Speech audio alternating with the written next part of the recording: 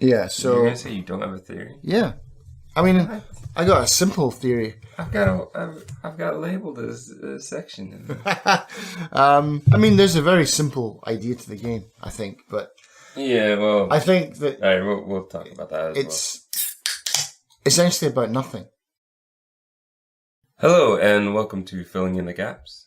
I am Justin. And I'm Darren. Today we're going to talk about The Witness. In this case, we're talking about the video game, the puzzle game, not the movie.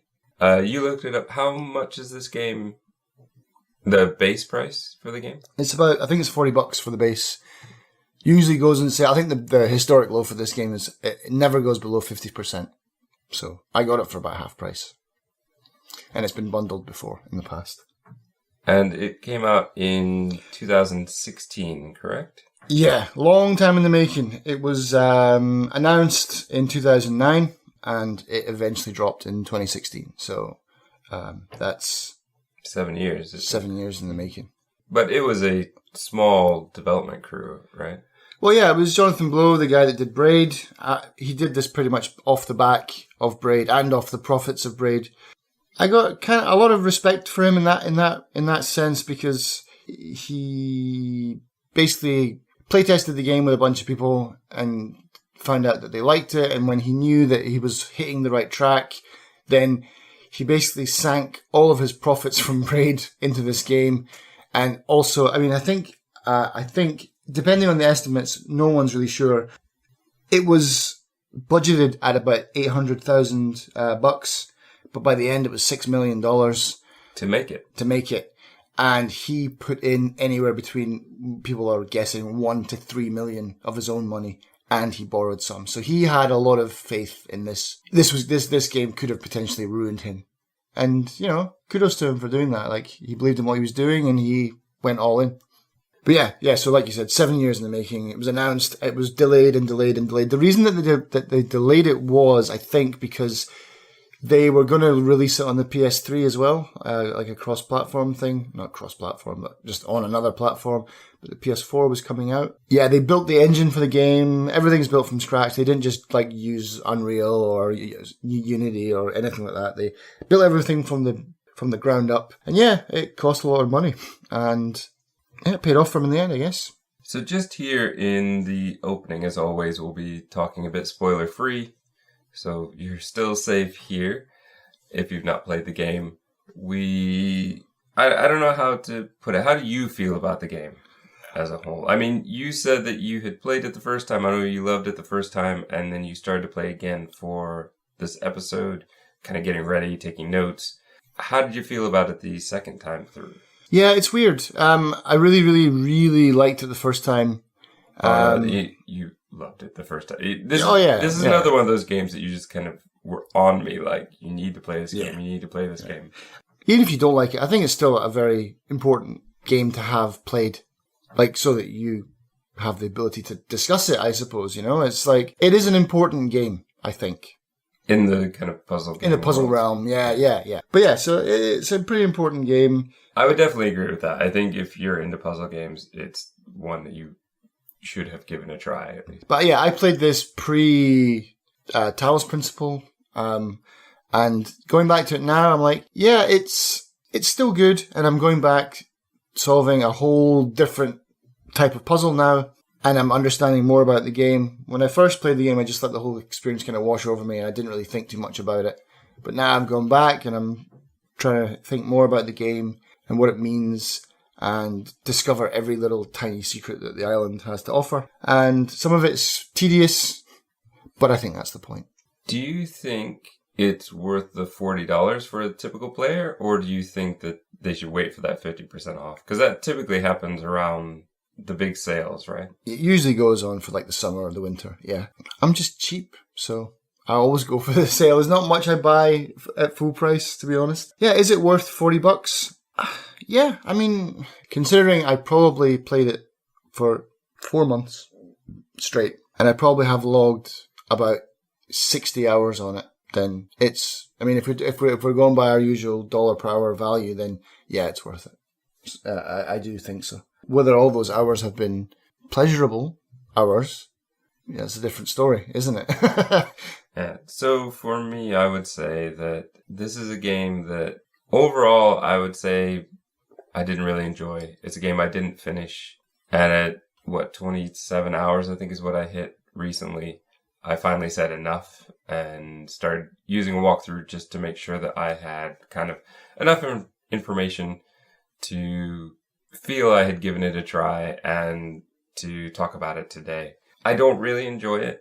I think I enjoyed it very much at the very beginning, and then very quickly something went wrong, and that, unfortunately, I can't really talk about much until we get into the spoiler section, because some of that has to do with the solutions to some of the puzzles. What I will say is that this is a game, though I didn't enjoy it, I respect it a lot. I think that a lot of effort went into this game. I think a lot of people love this game, and I can see why. It's just not my type of puzzle. It's not my type of puzzle game that I enjoy. I do think that it is an absolutely beautiful world that they've kind of created with many different regions that all have a kind of style. Very distinct. Yeah, very distinct areas in a very kind of small island, essentially. There are other things, too, that they've done very well with the look. And we've talked before about how some of the things, like if you looked at the rocks individually, they're very polygonal and they're not very appealing, but the way they've been used as a whole works very, very well. Some of the trees also look a bit awkward, like especially the ones kind of in the bay, but as a whole, they work very well. So I think this game, and I'll probably say this again later, this game works very well for people who love exploring. This game works very well for people who just want a really visually beautiful game. Anyone who's into kind of game development, I think that this would be, for good and bad, some good case studies to look at and to see what they're doing. For somebody who just wants something unique, something that's kind of unlike anything else out there, I think this plays into that as well. So I think that there are a lot of people that this game could work for. But when it comes to the actual puzzles and puzzle mechanics, the game doesn't work as much for me, but it worked for you. So unfortunately, it's kind of hit or miss as to who I can recommend that to, because I'd have to know exactly what kind of puzzles you're into. Yeah, well, I mean, one of my friends, he loves the game. He bought it for his PlayStation. He also bought it full price again for the PC. He adores this game. But that's the thing. That's where The Witness is. Like, even before we go into spoiling it, like when you talk about The Witness, there's two types of people: people that love The Witness and people that hate The Witness, and there's not much middle ground. And that is the hallmark of, I don't want to say a good game, but that's the hallmark of something that's like. Is that the difference between a good game and a great game? Is that a great game, most people like it. Good game is. It divides. Yeah. If you go on to if you go onto Reddit or if you just type anything about The Witness, the number one argument is this game is pretentious. And that's the word that gets thrown around a lot. And sometimes I think that people latch on to that word and they don't actually understand what it means. And so what does it mean? Well, I mean, it just means something that thinks it's above its own station, doesn't it? So something that thinks it's important, but it isn't really. I can understand why people think that. I don't think The Witness is pretentious. I think the fans of The Witness are pretentious. And the same with Rick and Morty fans. Like, they're also pretentious. But I'm a Rick and Morty fan, and I'm hopefully not pretentious. But I'm probably going to come off as pretentious in this podcast, to be honest, because I'm on the cheerleading side of The Witness fence. But yeah, I really disagree with this whole pretentious argument. I think I have a better word for it, but we'll get to that later. Okay. It might be the same word that I've got written down here, actually. So, but yeah, I mean, I don't like that because what we've always talked about here in our podcast is if a game holds you by the hand and explains all the stuff, we laugh at it and like, oh, come on, we're not stupid. But then on the other hand, it's like if a game like The Witness comes along and doesn't offer you any tutorial, doesn't offer you any story, doesn't offer you anything, and then we're like, oh, there's not enough tutorial, and then we're like, oh, this game is pretentious and it thinks it's way better than I am. I think that's kind of unfair. Is that why people say it's pretentious? It has nothing to do with the hidden videos. Well, I think the videos have definitely got something to do with it. But again, I think they're missing, and again, now I'm going to sound like Because you have a theory as well that, unfortunately, we can't get into the end because we don't want to spoil anything, but it basically doesn't say pretentious. There's a totally different meaning to those videos that you have. I think so. And I don't want to say, oh, you don't get it, but I think that's almost the point of The Witness. We've talked about before, like how the Turing test has to explain what a Turing test is, even though the main character's name is Turing, and she probably got teased about that at school. And teased about that. Those are some really intelligent kids on the playground. But yeah, and then Interstellar, where they're discussing where astrophysicists are explaining black holes to each other. So what does that mean? Does that mean that we're not allowed to have deeply philosophical parts of games? We're not allowed that anymore. Like, that's pretentious. We're not allowed to just throw you in at the deep end and say, go on, you figure it out. We're not going to offer you anything. I'm unhappy with the way that is kind of thrown around. Like, yeah, this game is pretentious. Unfortunately, we can't actually see who these people are, know who these people are who are saying that, because I'd be curious to find out if they said the same thing about games like Portal. I would say probably not. I think one of the things that this game doesn't do well, and I'm going to get to that very soon in the spoiler section, is, like you said, it doesn't have a tutorial, but I feel like sometimes it doesn't scaffold you up knowledge-wise as well as it could.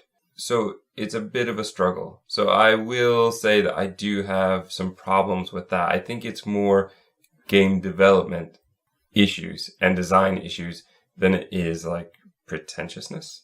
Sure, yeah. Because even I was starting to cling to that word, and you kind of called me on it. And now, having kind of gone through a lot of stuff, I still can see why people see it that way. I can totally understand, yeah. But I wouldn't do it because of the puzzles or the game. I would do it because of the extra stuff that comes with it. Even Jonathan Blow himself said he wanted to make, and maybe he is pretentious, he was saying he wanted to make the game equivalent of Gravity's Rainbow. And Gravity's Rainbow is a book that a lot of people have said that you don't read because you enjoy reading. You read it because you enjoy experiencing things. And it's supposedly, I've never read it because I'm obviously not smart enough, but it's a book that's kind of nonsensical and is more about presenting images than an actual story. But yeah, I think The Witness isn't pretentious. I think it's actually taking itself pretty seriously, taking us pretty seriously. Although there are some problems with how the game describes itself and how Jonathan Blow has described the game. I think maybe we should save that for later. For the end there. So I think that kind of hits what I want to talk about in the spoiler-free section. Basically, I respect the game. I didn't really enjoy it for the most part. There are very good parts to it. You did really like it the first time. The second time you're starting to see some issues, but I don't think it's really the second go-round that we're trying to sell here. So yeah, exactly. I think this is a game where clearly people put enough time and effort into it that it is worth kind of the price point that it's put at. On sale, even better. You could wait a long time for it to drop down further, but I think if you really want to play it, I would play it now. It's already difficult enough to avoid spoilers about this game. So if you're wanting to play it on the fence, I think we'd both say, like, you may as well give it a try. It's a game that you could take months to play. I took months to play it. I mean, some people sit down and hammer it and just like smash it in a few days or a few weeks or whatever. I personally don't see how that's possible without a walkthrough. Like, for some of the puzzles, I had to take tracing paper and put it over my screen and draw out. I had like pages of notes. I'd say if you're a fan of Myst games, Jonathan Blow he's admitted that he drew a lot from Myst. There's a lot of nods to Myst in this. So many of them, in fact. And yeah, if you're a fan of like slow paced adventure exploration games with puzzles, like I am, I love Myst. It could take you a while. Buy it, give it a shot. But yeah, it's definitely not for everyone. If you like your more fast paced Portal kind of Talos Principle puzzles, then this probably isn't for you. And with that, we leave the spoiler-free section. This game, I've tried not to watch too much video speaking about theory or even, I mean, for a long time I was trying to avoid spoilers altogether. I didn't want to get too much of other people's opinions before we start talking about it today. So I know that you've looked a lot before on Reddit and other places. I think the most in-depth I've heard about this game was on Polygon's Besties kind of best of the year for the year that it came out, and in which I think they ended up deciding that The Witness was probably their game of the year, though admittedly they said it wasn't the kind of best year, that there wasn't something that was really bigger to win them over, so that it kind of left it down to this one, which is kind of unique. Basically, I'm going to be talking about, we try to have a positive spin on most things that we talk about on this podcast. So I didn't really like the game. I'm going to talk about a lot of the things that I felt were kind of bad about the game.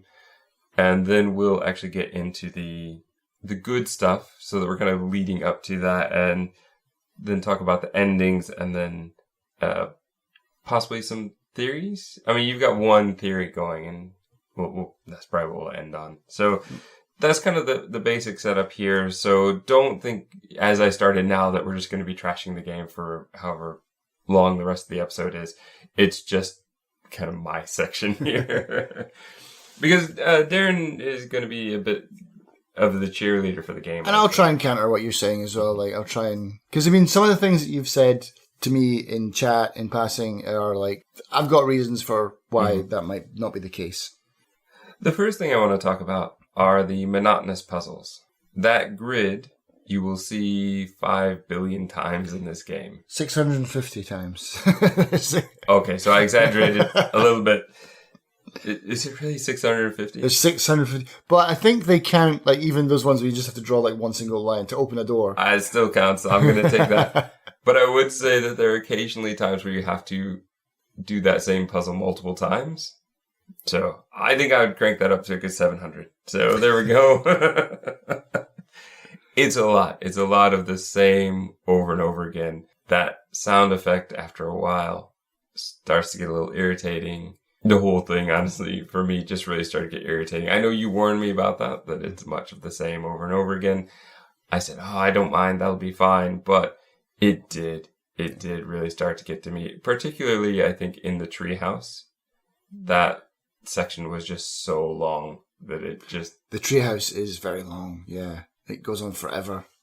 And that just really, really got to me. So, you've got your one line across up to the super puzzles, which again are like the same kind of thing. So it's like going from regular Sudoku to like super Sudoku, which is like 9 grids. There's like 12 by 12s in that game. Yeah, it's just nuts. There are also a lot of Tetris style puzzles, which kind of surprises me that you do like the game so much, because you hated that part of the Talos principle. Yeah, I did.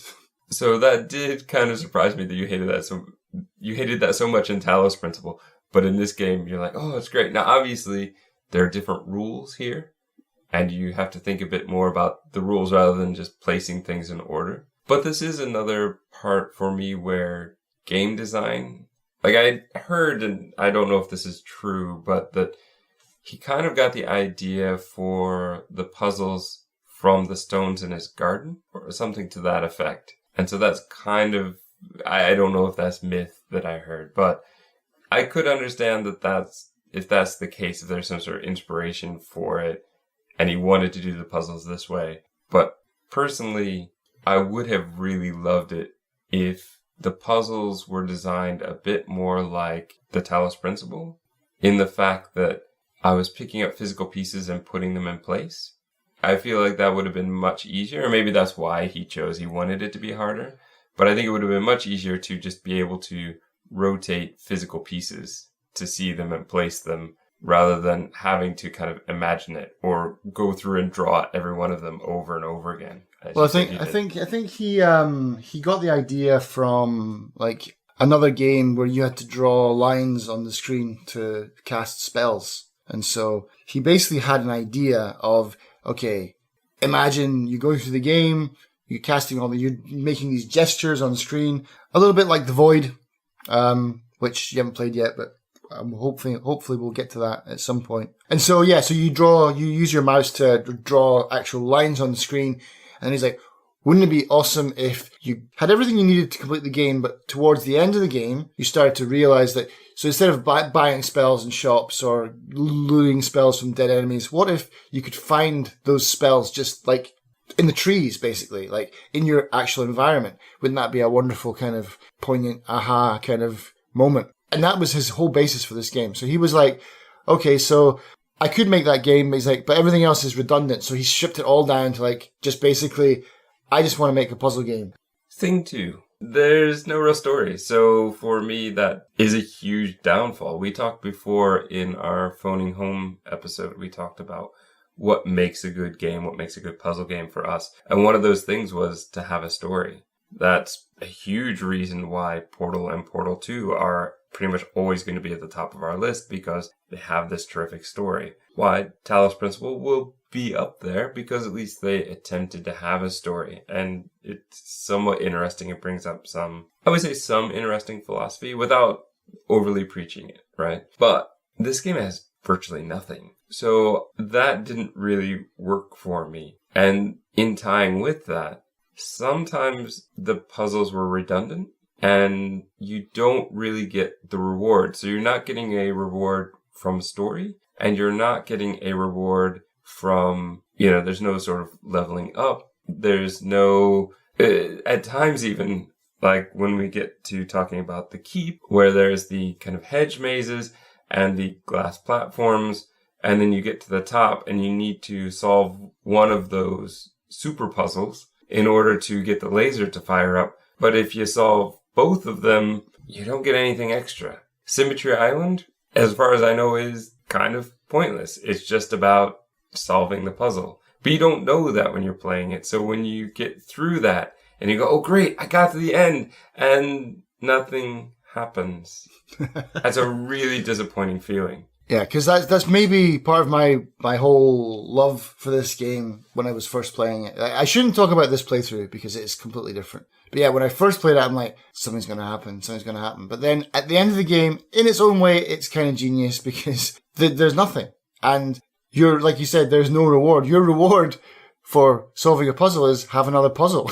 That's the reward system. But, this is going to sound really stupid, but honestly, you're talking about the sound effects and stuff. Yeah, it's like you become conditioned. And this is one thing that you will, and I'm not saying this in a stupid, again, going back to the word pretentious, and I'm not saying this in a pretentious way, but this is the one thing that you will not get from this game is you'll not get the same feeling that I got when I came away from finishing The Witness, or playing it for hours and hours and like stewing over puzzles for days, for weeks even for some of them, and seeing those environmental puzzles, or seeing this like lines in your environment. There's an entire subreddit devoted to people who have got those things in their heads. We need to focus here. Look, this is the bad section. We'll get to your good section later. No, but I mean, stop trying to hog my section. I'm not hogging it. I'm just saying that I'm talking about no rewards, and you're saying there's nothing, and that's good. So let's just move on. Next point. This is another sandbox puzzle game, which I don't like. I don't like it because Talos Principle had the same problem. But I like that about that. That's another thing that's just odd. That you like, but I don't like that. Because when you set up a game like that, or particularly a game like this, there's a real problem here of knowledge and being able to scaffold up the knowledge so that I know what I need for the section. In this game, worse than the Talos Principle, because in the Talos Principle, at least there were different sections that were locked away until you had accomplished a certain number of sections of the first one. In this one, there's a little bit of that, but they're in no particular order. So as I used the IGN walkthrough towards the end to just kind of make sure I had enough lasers to feel I'd accomplished something, they were saying you should be doing this section, this section, this section before you do the one you're looking at. And they were in no particular geographic order. You, in theory, would have to run around and explore in a kind of random order in order to get to the ones that you had. So there is the idea that, one, I could be solving harder puzzles before I solve easier puzzles, which feels a bit disappointing. I also came across a secret room very early on and a piece of paper and that piece of paper had a solution onto it. And because of that, for the rest of the game, as I would come across a new puzzle, if I couldn't see the solution where I was, a lot of times I assumed I needed to wait until I found another piece of paper or until I found something else. When you start introducing solutions that are hidden somewhere, it starts to make me feel like I need to wait until I know exactly what's going on here. And that's not what I want in a puzzle game. I want to be able to walk up to it and be able to solve it. I don't want to have to come back to it later. You were talking about this with another game recently, saying you hate when you have to get a power up and then go back to it. Because that's kind of what we thought was going on in the Turing test. That we would have to go back to it once we had a new knowledge or new power. And that really wasn't the case, which is great. But in this game, I felt very much like it's, oh, you're not ready for this puzzle. Go wander around and come back later. I mean, even right in the heart of it all is the town where I found the town and I started playing around with it. And you immediately said, oh, get out of there. You're not ready for the town yet. I don't like that. Yeah, I mean, that's all fair. The town is, I did the same thing. Because the town is I think it's directly in the middle of the map, pretty much. Town is, I mean, the thing is with The Witness is everything is solvable, but you've got no chance. Like this first secret is there to show you there's other stuff that you need to do.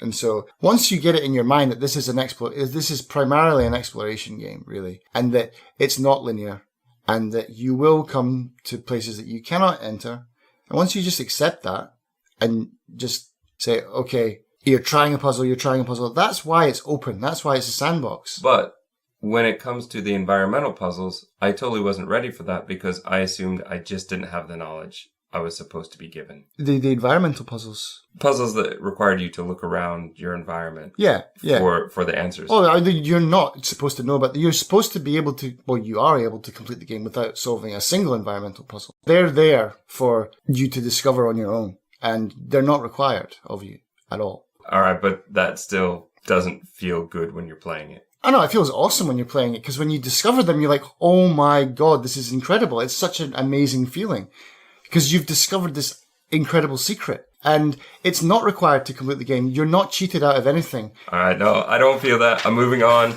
Next. Oh, no, you can't. No, because you've got your good section at the end. Well, go ahead and counter. You can counter my good section at the end. I'm just saying to you, like, that's unfair. Like, why is that unfair? Because you're saying that you're being cheated out of something when you're not. It's like, it's not required of you to complete the game. But how would you know that? You know from figuring it out yourself. It's like, there's no one to tell you that that's there. You discover that on your own. And that's why when you discover it, it's an incredible, incredible experience. But even all right, fine. I mean, the thing is, you don't even really know, if you don't go to the top of the mountain, you don't even know what you're after. Well, that's the other thing, is people discover them in different ways. I don't even know if I have discovered that yet. I've heard about that one, and that's the really easy one with like the squiggly line and there's a river underneath it. That's the environmental puzzle. No, okay, you're confusing what I'm saying about environmental puzzles. Sorry. I'm talking about the ones where you have to listen to solve the puzzle, or the one where you have to look through the puzzle to see what's on the other side. Okay. You need to use the environment to... Right. Yeah, okay, yeah, I can see why that's confusing. Not the hidden things to make the obelisk glow. Okay. I'm talking about things like listening to the gravel or looking at the tree to see where the apple is. Like, right, okay. That's where I'm talking. Right. Sorry, okay, I was confused. And I do think you need some of those. I don't know, because you only need 7. So I didn't count them out to see how many of those there are. What, the lasers? Yeah. I think there's 11. There's 11 lasers, but I mean, I don't know how many are, like, require you to kind of think outside the box and not just Tetris-style puzzles. Well, I mean, that's the other thing, is I didn't even discover those ones. Like, did you do the jungle? The one with the bird sound and, like, the cell phones going off? No, I haven't done that one yet, no. I only found that on this playthrough. I didn't even get that laser yet. I'm halfway through solving that one. But yeah, there's a lot of those ones, and yeah, they are, yeah, like you said, they're purposely obtuse, I suppose, is the way to say it. They're there to trip you up and to get in your way, But the problem is, when I don't know, and I've been given that paper that has a solution, I feel like, oh, for the first one, I need to see what the solution is to kind of reverse engineer it and figure it out. So for a lot of the time, I would see something new, didn't see what the solution was, and then ran away to find something else. So I felt like a very large chunk of my playthrough is actually me looking at the next puzzle and then walking around to the next puzzle and then kind of circling around until I found something that, oh, well, all the rest of it is really rough. Let me look at this one. It's a bit simpler. You do have to walk away from things and go and find something else that's easier and then come back to it with fresh eyes, I guess. Okay, let me talk about my next one. My next one is what I would say. A lot of people say pretentious. I say possibly torturing or taunting. This is a bit like when your brother, like on a long car trip, just to annoy you, will put his finger very close to you and be like, I'm not touching you. I'm not touching you. So he's not actually doing something bad, but he's really making you feel like he's doing something bad, and it's really irritating. That's what a lot of these puzzles felt like to me.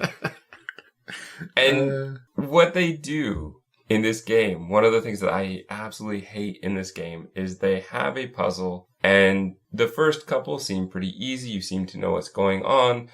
And then all of a sudden they just put unnecessary obstacles in your way to make you have to do the puzzle in a way that doesn't really follow what you've been taught up until now, or to do it in a way that just feels a bit awkward.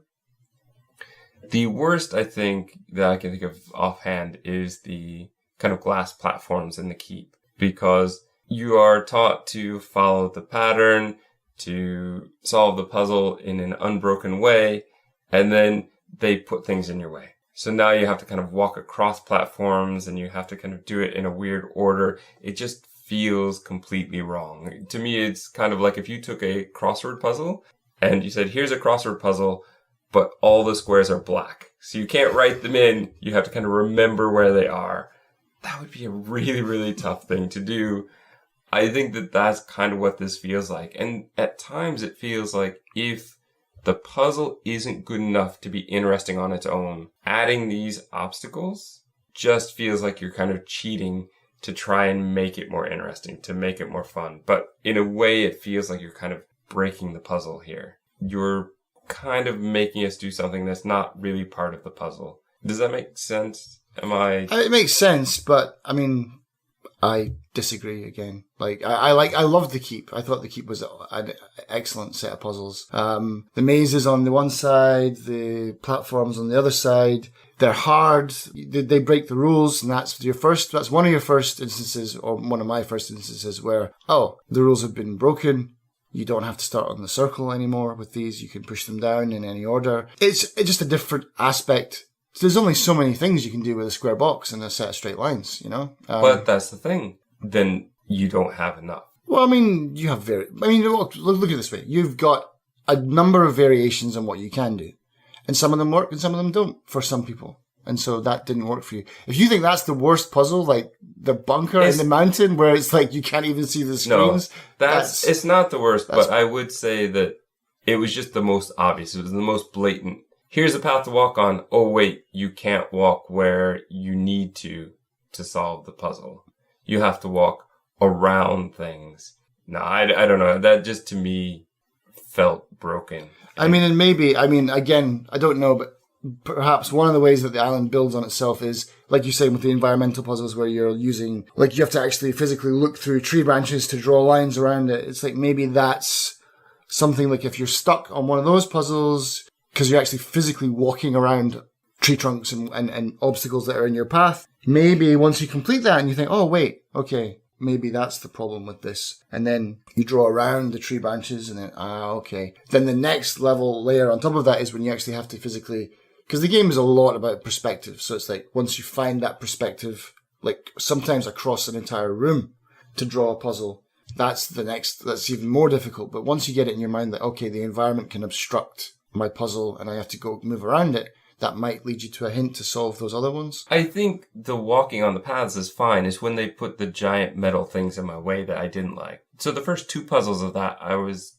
excited about. I thought, this is very cool. This is taking the 2D thing and making me have to do it in 3D. I was fine with that. But putting obstacles in my way so when I have to look at where the shade falls, I have to back up 500 yards to look at the top of the tree to see where it might fall, or the shadow is broken up in a way so that it's hard to see where the lines go. It just felt like they were making it purposely difficult, but not within the rules of the puzzle. It felt like they were kind of blocking things from me that I should have access to. This is part of any game where I feel like you give me certain abilities, certain mechanics, and then you take them away. Final Fantasy is very bad about this when it comes to the boss fights.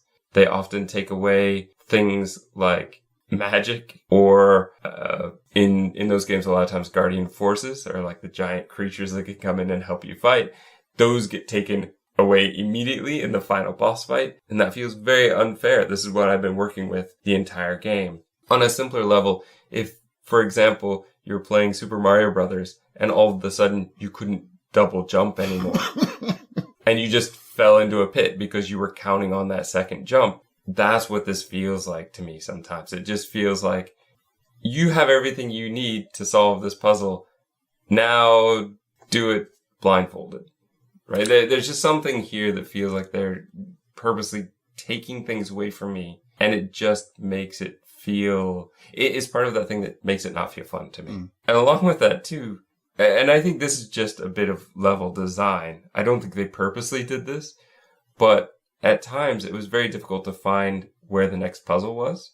So I'm in the woods and I solve a puzzle and I see there's a wire going off, and I follow the wire and there's trees in my way. So I have to walk around and find where the next one is. I really don't want to have to go and find where the next puzzle is. Like, just make it easy to get to. Give me a path to walk. Yeah, that's exactly where I am in the jungle right now. There's you do all these things, all birds chirping, and then the line goes, and then you follow the line. It just leads to this big, gigantic rock. It's just the wire disappears under it. Like, oh, okay, I guess it's on the other side of this somewhere. But it's an absolute maze to get through that. So here is another problem I had, is just that a lot of times I felt like the rules are probably clear. I think if they made these, they know what the rules are. But again, I don't feel that they've been scaffolded very well sometimes, that they're kind of unclear perhaps to the user. And I don't really want a tutorial.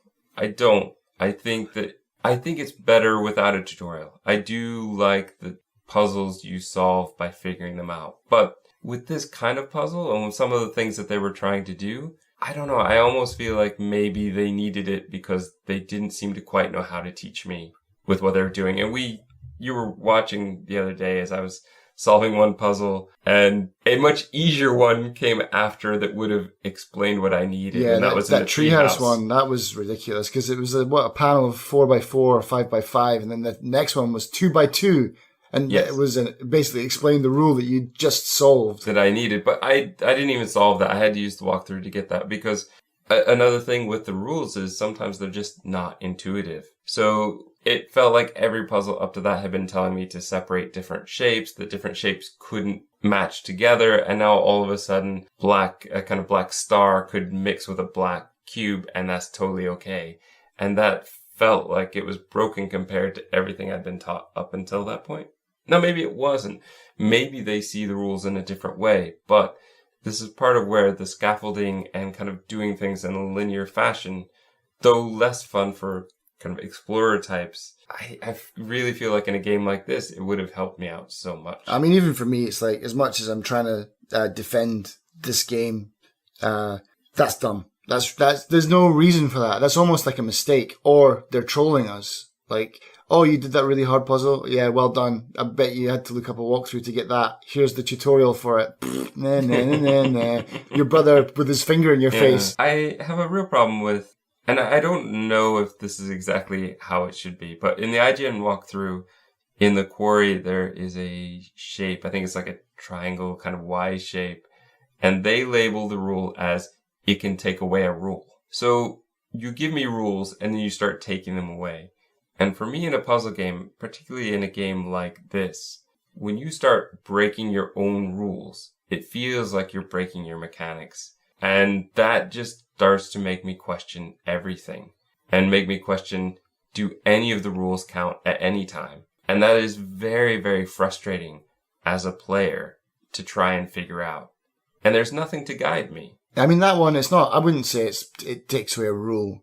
It takes away one square that might not fit in the pattern. It's basically, it can negate one of your mistakes, basically. I wouldn't say it gets, I think IGN's wrong on that. Okay.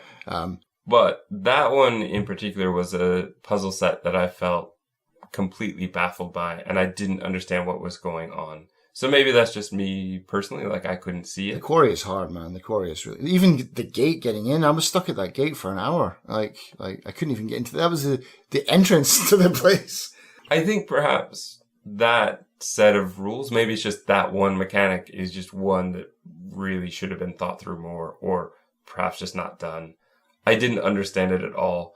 I felt like I was constantly making a mistake and being rewarded for it. And so there was a time where I was trying to do the worst things that I could, and when they didn't work, I didn't understand why it wasn't working. So maybe, as you said, maybe wording it as taking a rule away is not the best way, which is fine. But I still feel like when you put in a rule that negates other rules, as this does, where I can't leave a spare cube sitting there, it just puts into question every rule I've ever learned and every rule that I'm going to be learning. And in this game where the rules to the puzzles are of utmost importance, that just feels out of place. It becomes its own puzzle, though. I mean, like, even if you can solve that, get all of them 2 by 2 by 2, even if you could solve that puzzle legitimately without using the little triangle thing, then you'd fail the puzzle. That's not how it's meant to be solved. You have to have a mistake. It's just a variation on the puzzle set that they've got.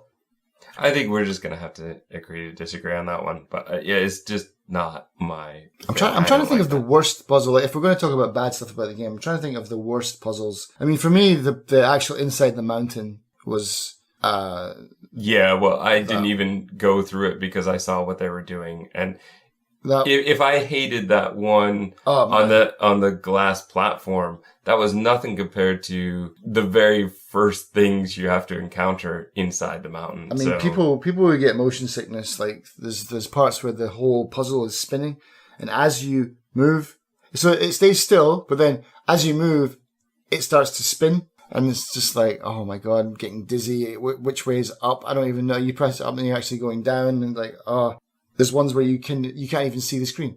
Like, it's completely blank. That was the one where I kind of went, no, I'm done. It was bad enough that there were ones that were at really odd angles and hard to see, but there's a green set on kind of the right side as you're looking across. And like the first one has some lines in your way so you can mostly see. And then it's kind of lines vertically and horizontally in your way. And then as you get through, they just get darker and darker. And by the end, you can barely see anything. Yeah. I was like, no, that's where I would have, hit my brother or complained to my parents, and like that game is over. And that's exactly what happened to me there. I was like, no, I'm done. At this point in the game, I'm totally done. So yeah, I know it's not the worst. It was the most kind of blatant, was that glass platform where it's like, walk over here. No, you can't walk over here because it's in your way. So yeah, okay, so let's say the problem with this game too is that it has to be perfect. Absolutely perfect. And I think it was in the swamp area, I found a puzzle where I thought I had come up with a solution. I sent you a picture of the solution, and you also agreed that it should work, but it wasn't working. As soon as I found that, it put into question everything after that. So then, a million times more than I ever should have, I was contacting you saying, am I crazy? And usually I was. I was doing it wrong. Had a shape backwards, or was one square off or something. But that one time that we agreed that the shape I made should have worked, that one time puts into question everything. And it's a bit unfortunate because I found that somewhat early on, I think. I can't remember exactly what puzzle that was, but I found one in the marsh that was quite similar. And I realized that I was actually wrong. Maybe I'm wrong with that one. It's very possible we were both wrong. We weren't seeing it correctly, but yeah, those Tetris ones, some of them are like, yeah, you can flip them over, but you can't rotate them. They've got to be that shape, but you can kind of tessellate them in different ways. So if there's one shape on this side, one shape on the right side and left side, you can actually have them on opposite sides or above each other, as long as they're still inside your drawing. Then the ones that have angled ones. The ones that have kind of squares that go at diagonal to each other. You can't overlap those if the squares don't overlap, right? So that was so if they're tilted, you just basically count the squares, and then you just got to draw the number of squares in there. The Marsh has I think the Marsh has one of the best tutorial panels in the game, to be honest, though. I like the tutorial panels for those, because there's a lot of them as well. There's like 12 panels for that. I just have one last thing, but since you bring up kind of the swamp area. I think I know where this is going. Everything is so slow in this game. Everything is so slow in this game. And it's not just the game itself is slow, but oh my goodness, that platform, it takes forever to go across. The elevator in the quarry, you raced it, right? I said, I wonder if I could actually walk around faster. And you said, actually you can't because you raced it. Oh my goodness. The lasers, when they come out, I appreciate the lasers. I think that it kind of warrants it. I think that it makes it look much more realistic to do that. The boat, yes, a boat would be fairly slow, a small boat like this. The platform in the water would probably be very slow, but that elevator does not have to be so slow. What bothers me even more, though, is the fact that, as I was saying to you in a chat, why are there no buttons in this world? Because it would just make it so much easier if the puzzle led to charging up a button so that I could use the button to traverse back and forth across instead of having to solve the puzzle every time. It just feels like one more way of taunting you. Again, he has explained that in his interviews and stuff, where he's like, if I put levers and buttons in, now everyone's going to be looking for levers and buttons everywhere as well. I don't want them looking for that. I want them focused solely on the panels.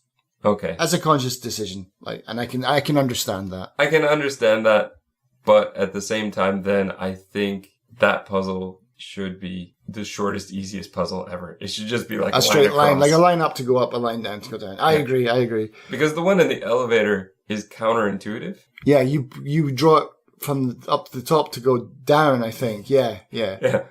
So that, to me, just irritated me every time.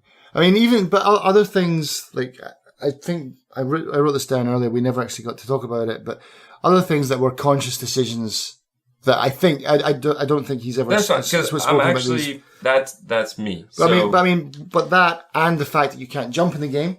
When you jump, every time I hit spacebar, it's like, and it's like, no, I don't want to draw a puzzle, I want to jump. Oh yeah, I can't jump. But that's good as well, because there are parts in the game where you shouldn't be allowed to jump because you also can't fall off ledges. There's a lot of times where if you fell off a ledge, you're like, oh, now I've got to walk all the way back around to get to that point. I'm glad that there's an invisible wall that stops you from falling off things. That could have been fixed by railing. That could have been fixed by just not letting you go over edges. How many games just don't let you go over edges? But they do in this. Like, that's what I mean.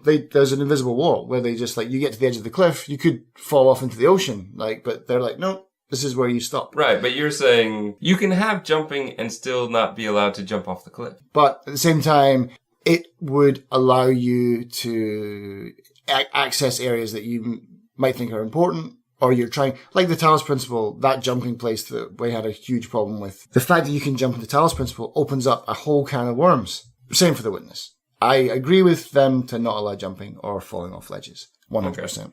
Okay. It's not really needed, so I guess that's fine. It just feels a bit weird to not be able to. All right, so tell us why you love the game. Tell us why we should love this game. I don't really have much to say about it, to be honest. Oh gosh, don't tell me I have more good things than you. I've got at least 5. Oh really? Well, I mean, I didn't write them. I mean, to me, it's just the experience that I liked. Like, I'm not going to say, oh, I really liked that puzzle because, well, I don't remember them all because there's too many of them. But I feel like you remember the types. But okay, it's mainly the story or lack of story. Like, I love in all games, and you know this from like Talos Principle, every puzzle game that we've played. I love the environments. I love the statues.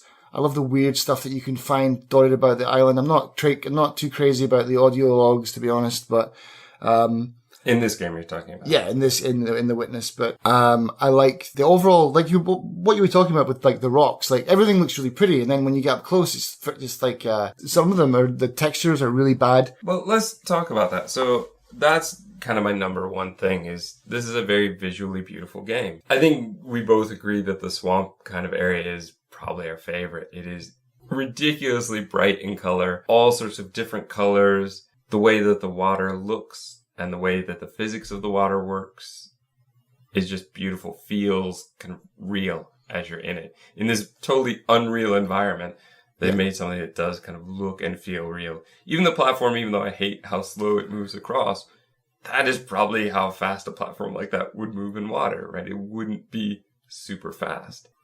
Everything is so slow in this game. Because as you can see, once you go under, that it's not just on top of the water. It hangs way below. So yeah, that's going to get in the way and that's going to slow it down a lot. So I do agree that that's good.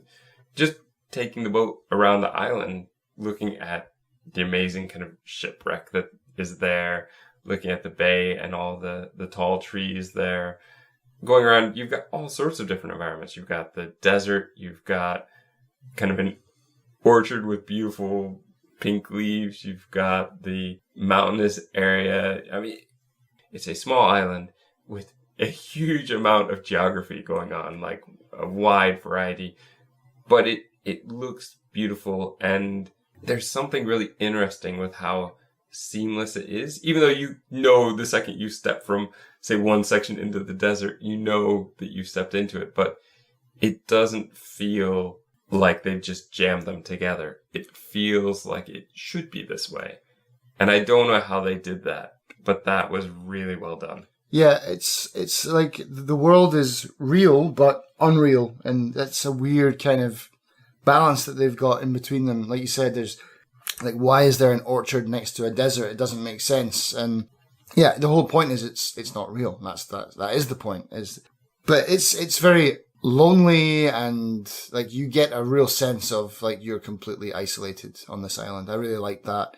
There's no music in the game. There's barely any sounds in the game. Just your own footsteps, really. It's just walking around, which is important for some of the puzzles later on. But it is a beautiful place, but it's like, yeah, it's also very, sometimes in some places, very low tech almost. And yeah, I like that. I like that, the look of the game. You mentioned the having to listen. Yeah, so that is something I think it would have been better if they had chosen one or the other to do puzzles where you have to pay attention to what's around you, or just ones where you don't need to do that, because combining them, I wasn't sure what I was supposed to be looking for, because I didn't even really figure that out. I think you told me with the maze, the hedge maze, you said, make sure to listen, put your headphones on, it will help. And once you said I need to listen, I went, oh, okay, let me see.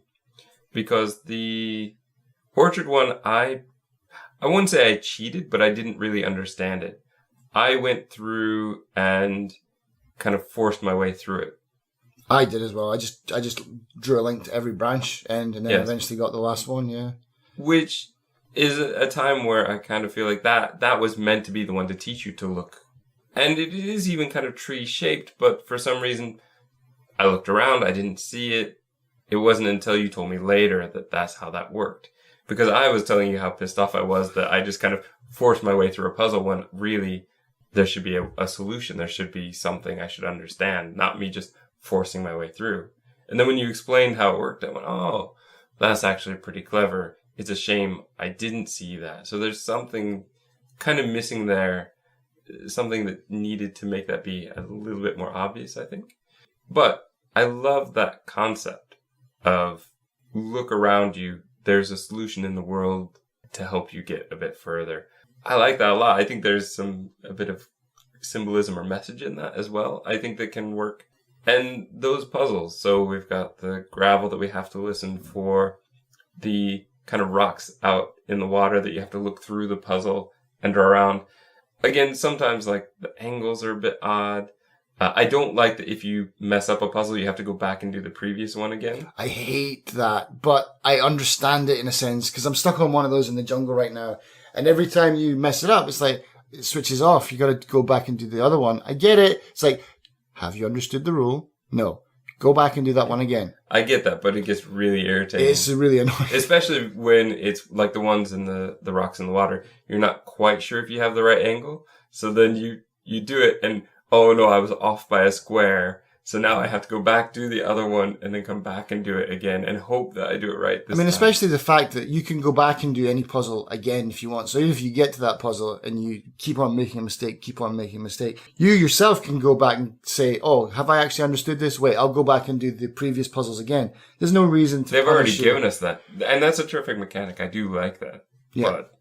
But yeah, to actually physically like shut the panel off and say, no, you're not allowed in here. This is only for smart people. But I do think that is probably for me, the cleverest part of the game is here's a 2D puzzle, but you need to look at the world to solve it. You need to listen to the world to solve it. I like that a lot. I think that more than anything, probably those two things, the visual beauty of this island and the kind of cleverness out of the box kind of thinking for puzzles, I thought was really, really well done. Those are the two things that make me respect it, that would make me recommend it. The puzzles themselves, not as interesting as kind of the idea behind the puzzles.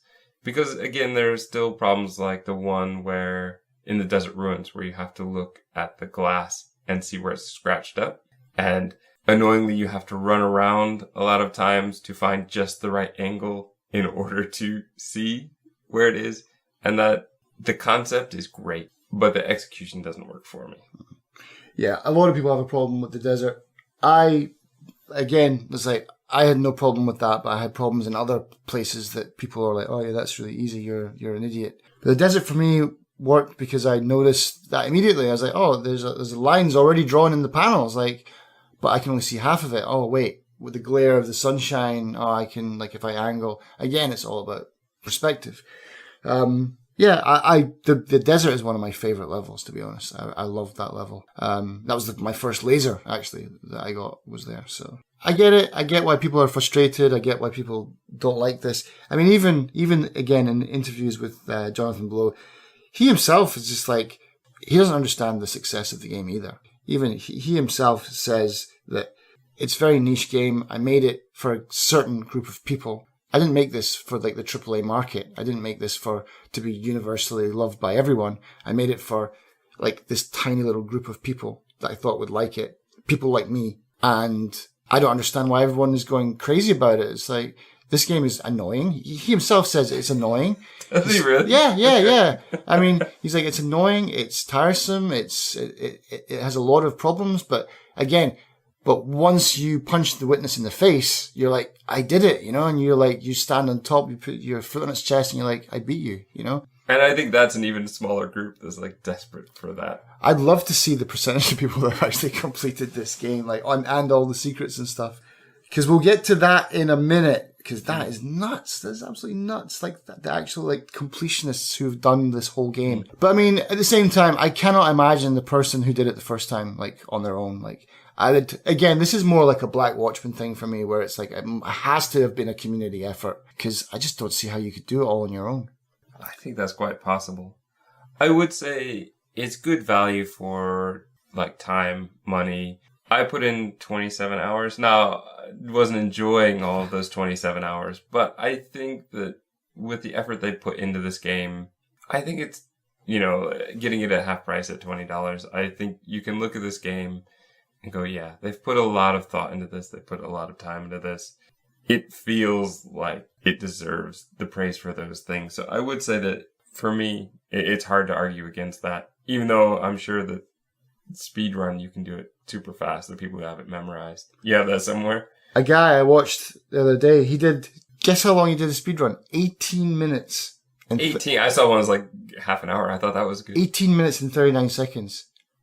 That guy is a machine. I mean, he was doing puzzles like, it's basically, he was like looking at panels from like the swamp, right? Mm-hmm. So he opens the gate to the swamp, he goes in, doesn't do any of the tutorials, and just looks across to the other side of the swamp, and the box is like the size of your pinky nail, mm-hmm. and he's just like, ding, then he moves across, and ding, and then that's it. The laser is done. He's like, wow, holy mo-. But obviously you'd have to finish the game first to get there, but Like, that is, like, some serious mental gymnastics, man. That guy is, like, super trained. Like, to even memorize those puzzles and to have them and just, like, tear through them.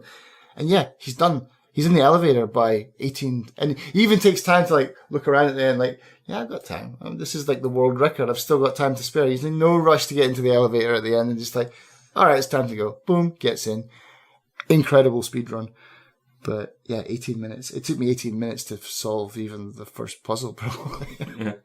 I would say, again, as I mentioned before, explorers, this is a good one for them. Achievement hunters, this is kind of a challenge, like the kind of white whale for achievement hunters. And also the Easter egg hunters, because I know we had a bit of confusion earlier talking about, but the puzzles that are in the environment, the kind of hidden object puzzles, the kind of Where's Wally? Where's Waldo kind of puzzles, like, oh, there's this circle and odd line in the sand. Oh, yeah, that's a shape. And the thing is, from very early on, when I accidentally hit the button and the icon came up and that sound, I knew that there must be things I could do in the environment, that there must be things that I could control in some way. And that was a very exciting concept. I like that a lot. The first one I actually got was from the mountain, because they basically show you there's a thing, like a picture right in front of the river. And like, why don't you just do this? And then that made me realize, oh yeah, they're here already. Like, I thought I was going to have to wait for that to happen, but no, they're here already. But I totally didn't see them from that point on because I was so focused on the puzzles in front of me. Yeah, and they're there from the very start tunnel. Like when you open that first door and turn around, there's one right behind you. Which I didn't know until I saw a video and I went, ah. And this is where you're talking about him being inspired by Myst. Yeah, like... Yeah, the end is at the start. Yeah, you in theory could do it from the beginning, so... Yeah, my speedrun is like 2 seconds in that case. Count that. Yeah, and I said before, the machinery movement, the way that it moves slowly, it feels real. The physics of it feels really good, but yeah, I still like allowing it to be fast. Yeah. So, did you have anything else?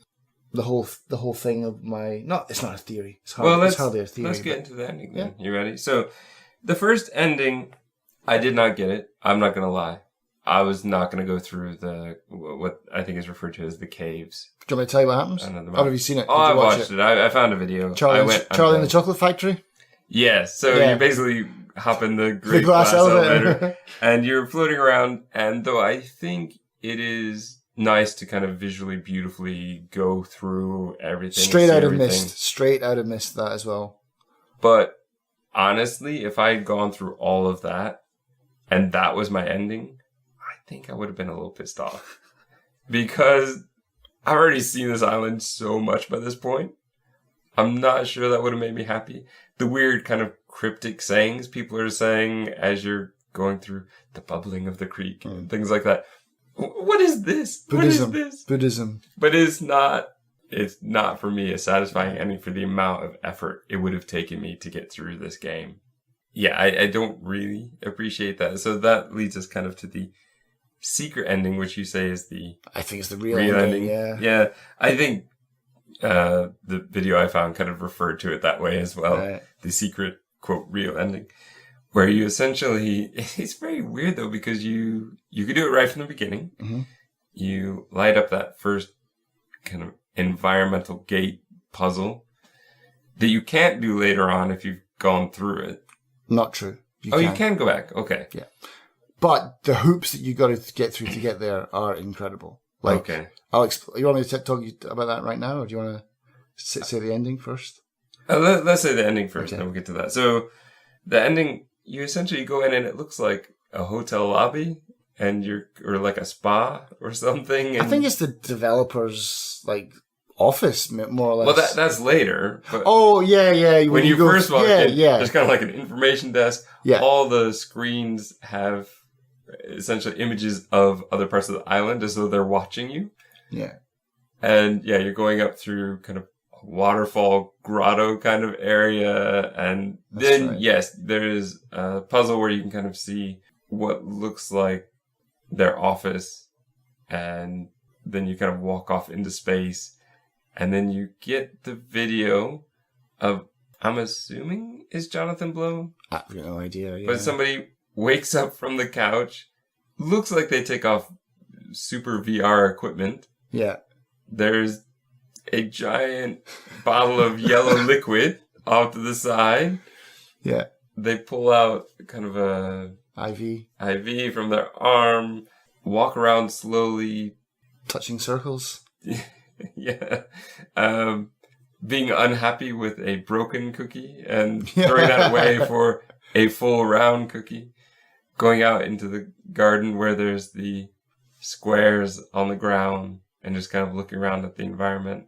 It definitely felt a bit more worthwhile than the floating around the island one, but I'm still not really sure what to make of it. I'm still not really sure that this makes me quite as happy as I ought to be for putting in, 30 hours into the game. But I think this is where it leads into your theory. So, do you want your theory, or do you want to talk about that? How the hoops to jump through? The hoops to jump through are quite incredible. Yeah. Basically, listeners, don't go through the hoops. Just start a new game. Your old game will still be saved, and you can go back to it. It takes like 5 seconds to do it the regular way and just walk through and do it. And I haven't done this. I have not done this. I've definitely not. Basically, you have to, if you solve the main game, there's one part of the game where, and you would really love this, Justin. There's one part where there's a panel on a wall and you have to get through it. And if you don't solve the puzzle in, I don't know how long it is. It could be 30 seconds. If you don't solve it, the panel closes and then it opens up again with a completely newly random generated puzzle. And it's basically saying, did you use a walkthrough? Well, now you're really screwed. It's interesting you bring up that 30 seconds. I tried to use I had to take a bus the other day and I used a machine at the terminal and it only gave you 30 seconds to get your ticket. And so it took me even that took me 2 tries to get a ticket. So I can only imagine what this puzzle would feel like. Oh yeah, because some of them, I had to do that. I had to repeat that again and again and again. It was rough. But there's only 2 panels. So once you do that, you go through to the caves. There's a spinny, golden child kind of, I want the knife pillars. Get on the glass elevator. Boom, done. Or you can light up all the lasers on the island. You get through, you do all the lasers, you flick a switch, you open a new area in the mountain that leads into a cave system. You go through the cave system, you find some unlit puzzles in this weird maze kind of thing. And then there's a turntable with a record. And I can't remember the name of the song that it plays, but you turn that record on, it's 7 minutes, and you have to go and solve a bunch of puzzles in that time. And let me just say that that's not easy at all. Because if you were angry about things getting in your way, there's one part where there's 3 panels. And bear in mind, this is all timed, and if you don't do it, you've got to start from the beginning. But there's 3 panels. 2 of them are on purpose unsolvable. Only one of them has a solution. And so you could spend 5 minutes trying to solve one that doesn't even have a solution. So this is like muscle. This is like hardcore muscle memory. You're looking at panels and thinking, this is how you do it. There's no way for you to, you just don't have time. The one I watched was a guy who cheated to do it because on PlayStation, you can put your computer, your PS4 into, I think it was called rest mode. Do you know what I'm talking about? I don't have no idea, but so you can't pause the game. If you pause the game, the timer still goes. So you can't take a screenshot of it and then solve it. But if you put your PlayStation into rest mode, after you've taken a screenshot, you can go away and solve it, take it out of rest mode, and the timer will be frozen where it was, and you can blast your way through the puzzles. For us PC users, there's no such luxury. You get to the end, you open one of those boxes like you do for the hidden videos, it unfolds, and it's got a picture of the gate. It's the only type of puzzle that's got that diamond-shaped one in the whole game, and it's got a pattern in it. You go all the way back to the beginning. If you draw that pattern in, the gate materializes again. You lock the gate again, essentially, and then you can draw the line. But that is 100% completion of the game. And that's what I'm going to be doing. That's how I'm going to spend my time from now on. Enjoy it. I won't be joining you on that adventure. Go back to the beginning. Start it over. let's talk about the videos then, just briefly. So there's 6 hidden videos. Again, I didn't find all these. I found one, but I found a YouTube video that had all of them. Yeah, the Radio Shack one, that's also the one that you get from this like bonus ending, like the 100% completion. So let's talk about them. So the first one is Yesterday, Tomorrow, and You by James Burke. Mm-hmm. It basically, to sum it up very quickly, it says that artists are not typically the real movers of the world. It's people who have knowledge and kind of power of some sort. That art itself is not a real interpretation of the world. It is an interpretation in which, for example, I look at a piece of art and I'm trying to interpret it based on what somebody else saw. So he refers to it as kind of third-person interpretation and speaks heavily about knowledge is what's going to change the world. It's the scientists who are going to be changing the world. But art is easier because there's people in it. I think that's his direct quote, isn't it? But he's also talking about, I think he's hinting, I don't know exactly when this was recorded, but hinting that the internet was coming and that people who don't have source to that information are going to be left behind. And I think that was an interesting video. I'm not exactly sure how it ties in, but I did find that to be a good length. And I did find that to be somewhat interesting. Yeah.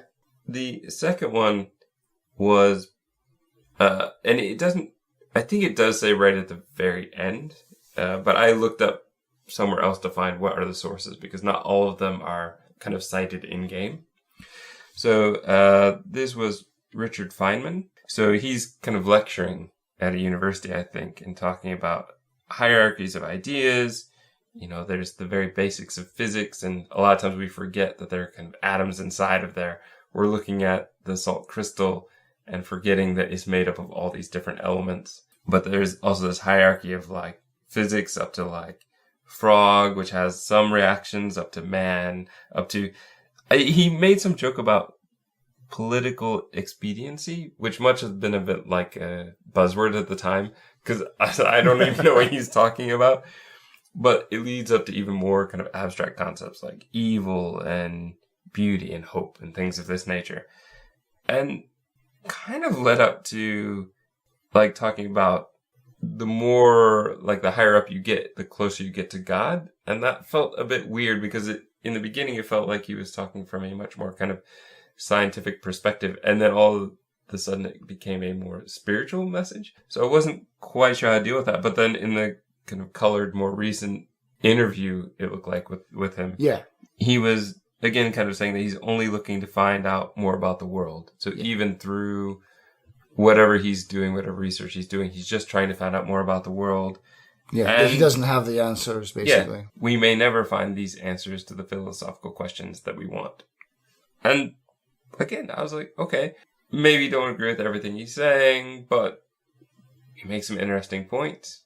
Then we're shown a clip from a movie. Oh, and this is part of what I had to go to. Yeah, because I have not seen this movie. I hadn't heard of this movie. So nostalgia, it's a Russian movie, I think from the 80s, was it? Yeah. It looks like it's older, but it was Russia in the 80s. So it's really like a man trying to get a candle to stay lit as he's walking across. And you can see the process he's going through. And I did think this was interesting just in the fact that this is somewhat like going through a puzzle game and having to try multiple things to see what works. I like that. That movie was great for me because Have you actually seen the movie? No. I've seen, I think that's the guy that did Stalker. I've seen Stalker. But yeah, Tarkovsky is, well, pretty well known for his long, drawn out. But that movie is basically, maybe Jonathan Blow got another idea for The Witness from that. Because essentially, yeah, he's touching one wall and then he's holding the candle and he's got to get to the other side to place the candle, which is what we're doing for the entire game. Starting off touching this part and moving it to the end of the maze. But I love it how the candle blows out and he's just like, all right, I'll go back to the beginning. He does it again and he keeps failing. And then at some points he's looking around because people are watching him. He's like, I could just cheat and I could like this again, you know? And I love that. Again, we're thinking the same thing. I could just look up a walkthrough. I could just do this. But eventually he does it. And I think he dies at the end. I'm not sure. It seems like he dies after he places the candle. But yeah, pretty in your face, blatant metaphor for the game. Like, it's very obvious why he chose that. What's really cool about this is at the end scene where you see like, he's in like a blown out cathedral or something like that. Like the roof's missing and stuff. There's a giant circle in the back. You can click on that, but you get like a little spark. Like, you don't get the whole, you just get like one of those fizzle things and you're like, oh. If you go around the back of the thing, so like the back of the projection screen, there's actually a line that you can draw. It's an environmental puzzle. Okay, on the video that I watched, whoever was doing it on the next puzzle kept trying to do it. I think that they misunderstood which puzzle or which video clip it was because they didn't do it on this one. You can do it on the yesterday, tomorrow, in yourself, or whatever it's called. There's a part where I don't know if you noticed this. I don't know if you noticed this, but in the doorway, there's like green and stuff, lines, and like half of a circle. If you look at it from an angle, there's a part where in that thing, he holds up a book and it's got like a half moon on it.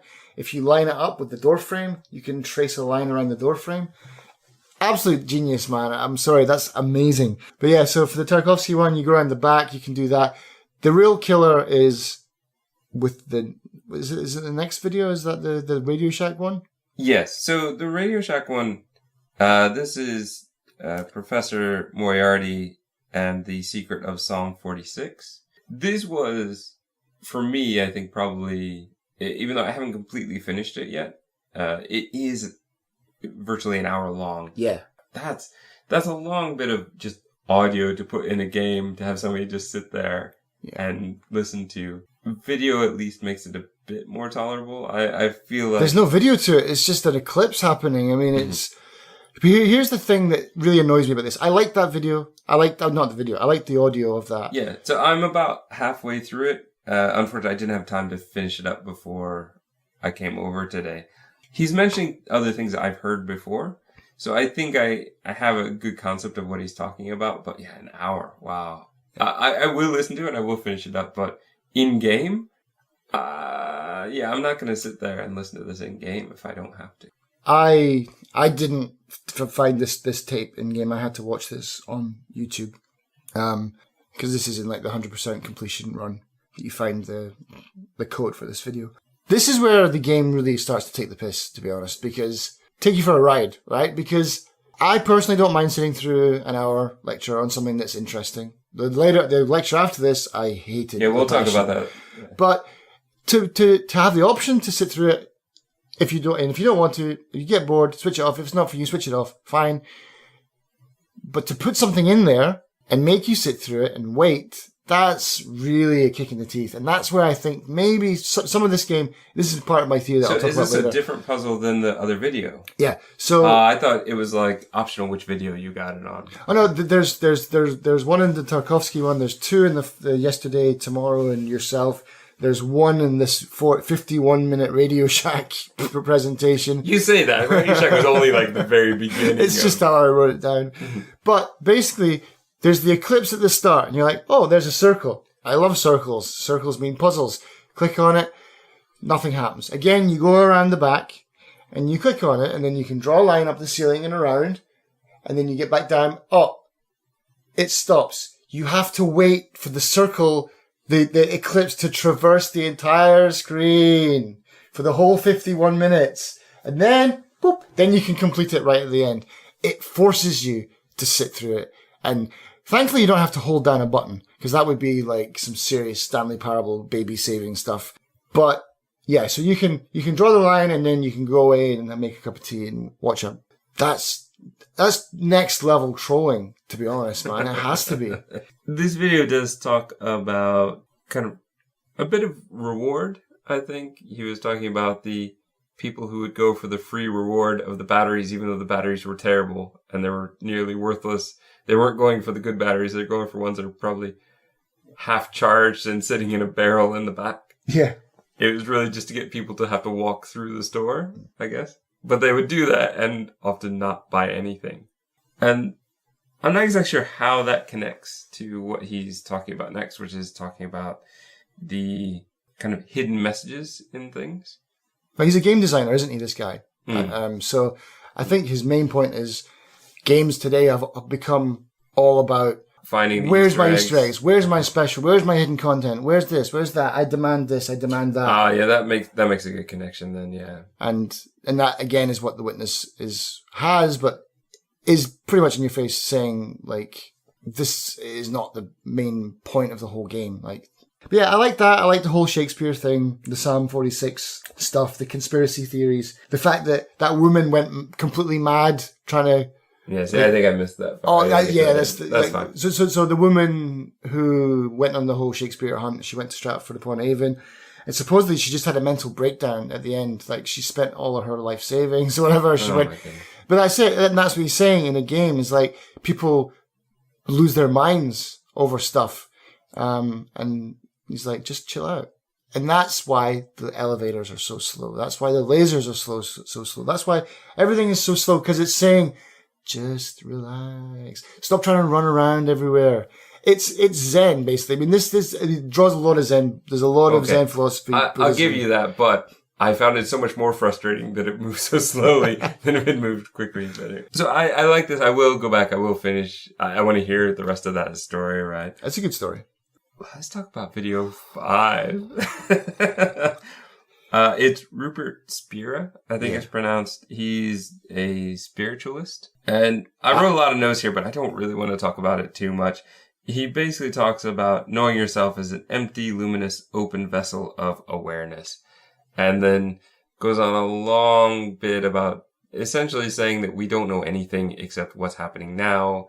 And then kind of even goes, we don't even really know what's happening now. We can only know, like, what's an immediate sense or something. And then he leads into, and I was kind of following him and kind of going along with it, but then he's like, but the most aware we can be, the most true experience we can have is love, because we're all seeking someone else. I'm like, oh, now you've gone the one step too far, because you seem like you were trying to make a really good philosophical thing, and then you just went into love. So it didn't really feel like it flowed into that for me. Also, not the best speaker. It was interminably slow. Everything is so slow in this game. Luckily, I was watching on YouTube where I can change the speed. I changed it to like 1.25, then 1.5. I went, he talks so slowly. I could put it at 2x and still understand what he was talking about. So, yeah, that was a rough one. I can only imagine sitting there trying to watch it, because it is 36 minutes long, to sit there in game, have no control over it, and just have to. I wonder how, if you removed all the silence, how long it would be. You know, like. Well, I know from editing this podcast, even we will lose like a good 10 minutes when we edit a lot of times. If we get rid of all his blinking time and drinking water, yeah, it would be like probably half the time. It would probably be about 18 minutes. Like that bit at the end where he's just like, honestly, just blinking like an absolute moron into the camera. I wanted to, sorry, I don't know who this guy is. Maybe he's well loved and respected, but I just wanted to slap him. Like, I hate this man and I don't even know him. I'm sorry, dude, but I hate you. Okay. So the last one was very similar, but luckily much shorter. This is someone called Gangaji, I believe. And she is speaking about you having what you need already, which I do think is a very kind of Buddhist concept, right? Be happy with what you have. And so she's saying, stop looking for what you want. You can find more than you'll ever need in yourself. I do understand that as a perspective I respect, but at the same time, I think if we were all content with what we had, we would never improve, or the world would never get better, which kind of contradicts the very first video, which is talking about you need knowledge to make change, and change is going to be coming, versus, we need to. So I don't know if there's a progression in the videos. I'm assuming that there is, and that it is intentional, but it's not the type of thing that, well, one, obviously I didn't finish it early enough to have a lot of time to stew over this, but I'm not sure that I really would. I mean, this morning I wasn't thinking about these videos and what an impact they had on me. I kind of just watched them because they were in the game. Yeah, I think they're there on purpose for maybe two different types of people. You're either on this side of the argument or you're on this side of the argument. And the Moriarty lecture is kind of in the middle, and that's almost like a parabola where like that for me is the dividing thing, because he's talking half pseudoscience, half real science, and that is all the stuff on this side, or most of the stuff on this side is all hard science, and most of the stuff on this side is all spiritual. And the spiritual side, I was just not impressed by. It seems like a lot. It seems that I don't want to use the word mumbo jumbo, but you know, it is very spiritual. As I was listening to the Rupert Spirit one, I kept thinking, is Spirit like a cult leader? Like, it felt kind of like the way I've always heard cult leaders described. Sounding very intelligent, sounding very kind of loving, luring you in, but giving you a bunch of nonsense so that you're so confused by the end you just agree with whatever they say. Yeah, just to shut him up. Like, yeah, okay, you're right. But yeah, I mean, that's exactly how I felt with him. Is like, he's just using... Like, he's the architect from the Matrix, you know? Just shut up, man. Come on. Like, you could have said that in 5 seconds. Like, yeah, love is really important, and this is what we should be trying to do. The end. Not, you're a vessel of empty space or whatever. Come on. This guy is one of the few things in the world that would make me want to go back and listen to that architect's speech again. I would rather be doing that than this. But your overall theory, you have the big overall theory. This game is... Okay, so this game is exactly what these lectures are trying to say. I think this game is no big secret here. It's a virtual reality game in the game. So they've created this island. You have no memory of who you are, basically. You don't know why you're there. You're solving all the puzzles. And then by the end of the game, it takes you back to the beginning. It's like, no, you haven't done anything. You're back at the start again. Like you said, you're super frustrated by that, but I get it. It's resetting everything and saying, no. Do it again. You haven't understood. You don't know. You haven't finished everything. Go back and do it all again. You want to tear your hair out. What the game, I think, is trying to do is they've made this world, they're trying to scientifically find some kind of nirvana. Like, they're trying to synthetically produce what the spiritual guys are talking about in the videos. They're trying to do that scientifically. And that's it. That's my big reveal. Like, that's what I think this game is about. But you said before, I can't remember if we said it now or before we started recording, but you feel this game is about nothing. Yeah. I think nothing is a big part of this. Yeah. That it's kind of taking all the things that we believe and we hold true for games and life, in a sense, and it's saying, yeah, none of that matters. And I guess that the nothing part is the Buddhist side. Like, you have to not become nothing, but what's the phrase? Like, that, like you're getting rid of yourself, you know, you want nothing, clear your brain of everything. And yeah, that's what The Witness is. It's basically an exercise in nothing, I think. And I think that's kind of philosophically tied into the whole Buddhist thing. But I think if there's a story for the game, I think that's what it is. Because the guy's been in that VR tank for quite a while. I mean, like, you can go 8 hours without having to go to the bathroom. You can go a whole day without having to go to the toilet. But he's got like a catheter in there. I mean, he's been hooked up to this machine for probably days. No one's supervising him either. He could be a rogue mission, you know. This could be him on his own. Like, we've got this product. Everyone's gone home for the weekend. I'm going to hook myself up to it. Again, I don't know. I mean, we're just speculating on this, but yeah, I think that's what it is. Potentially dangerous VR simulation where it's essentially wiping your conscience clean. You're stepping into this island and there's no sounds, there's no music, there's no nothing. And it's just, like you said, it's repetitive, in some cases frustrating, that you have to overcome, sometimes boring that you have to overcome, and you're trying to reach that plateau of just Zen-like Buddhism, basically. And yeah, I think they're synthetically trying to produce that. And that would be my take on the story. I think that's as good as probably better than anything that I came up with. I honestly just looked at it as there was no story. So, yeah, there you go. So there it is. The Witness. No gaps filled, no gaps created. It's just nothing.